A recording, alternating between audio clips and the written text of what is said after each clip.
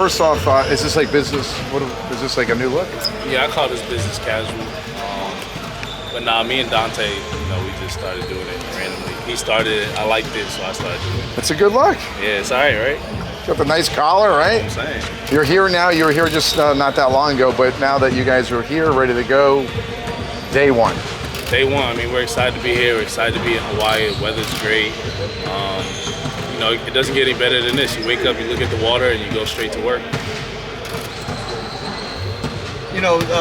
This game, you guys playing a preseason game, but it's also the proceeds are going to the Maui's People Fund. Talk about that and the importance of being able to give back to the state of Hawaii during this time. Yeah, I mean, the Clippers, we take pride in that. We take pride in giving back in any way we can. Like I was here a couple of weeks ago, doing my best to help out. So, like I said, we take pride in that, and we're excited to do that. And we're glad everybody's liking it. Terance, you mentioned yesterday that shooting spacing was a big priority for you and everything. We've seen you spot up often. How do you feel about where you are as far as off-screen actions, movement actions, stuff like that? Where I need to be. I feel like I'm really good in the small pick and roll. I feel like I'm one of the best at it, actually. One of the best at cutting. So not just spacing the floor and shooting, but adding all that other stuff to it. We heard about Russ having that Vegas camp for you guys. What was that atmosphere like, just getting together before the official training camp started? It was pretty cool. I mean, we had the same team for the most part, so it was cool to be with these guys again. Haven't seen them in months. It was cool to bring on KJ, let him know how we do it, let him know how the brotherhood is over here. So it was a dope environment. How does this year compare to last year in that regard? Because it's kind of similar. Like John Wall was the only new guy this time last year in camp. Like, how much do you feel like that's helping? How much do you feel like y'all need to kind of turn up the energy and urgency even more so than last year? Yeah, I mean, no matter how long we've been together, every year is different. So I think being able to do that to start off is key for every team, just to be able to group together and do stuff with each other off the court. So it's not just all on the court. You got to get to know your teammates, how they are off the court in order to understand them out here. So I think that's a big time thing for teams to do. It's preseason and you guys are working on stuff, obviously just trying to get into game rhythm, but you're also in Hawaii. Do you get to enjoy the trip at all? As much as we can, as much as you would like to. It's not an easy thing to do, but as much as you would like to, man. Like I said, our hotel's on the water, so that's the best part about it. Terance, last year you had about like that 10-foot pull-up in the lane. You got real good at that. Like, is there anything else that you're working on this off-season to kind of add to your arsenal at all? I'm just working on the stuff that I need to be able to excel in my role on this team, whatever that is. So just basically trying to do everything.